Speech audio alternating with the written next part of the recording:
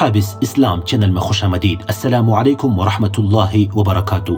دوستو، کیا آپ کو معلوم ہے کہ وہ کون بدبخت تھا جس نے ہمارے پیارے نبی حضرت محمد مصطفیٰ صلی اللہ علیہ وسلم کو زہر دیا تھا؟ تو سنیے، فتح خیبر کے موقع پر ایک بدبخت یہودیہ خاتون زینب بنت حارث آپ صلی اللہ علیہ وسلم کی خدمت میں ایک بھونی ہوئی بکری لے کر آئی جس کی دستی میں جان لیوا زہر لگایا ہوا تھا۔ آپ علیہ السلام نے دستی تناول فرمائی جس کے سبب آپ صلی اللہ علیہ وسلم پر اس زہر کا اثر ہوا۔ تاہم اللہ رب العزت نے آپ صلی اللہ علیہ وسلم کی جان کی حفاظت فرمائی۔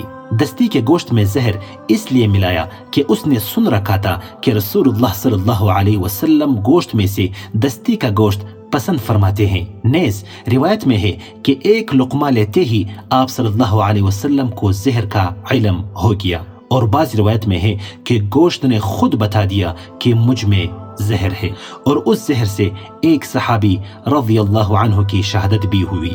پھر رسول اللہ صلی اللہ علیہ وسلم نے اپنے مرض وفات میں فرمایا کہ ابھی میں اس زہر کی تکلیف محسوس کر رہا ہوں۔ اس وجہ سے بعض علماء نے فرمایا ہے کہ رسول اللہ صلی اللہ علیہ وسلم کو اللہ تعالی نے شہادت کا درجہ بھی عطا فرمایا۔ اللہم صلی علی محمد وعلی آل محمد۔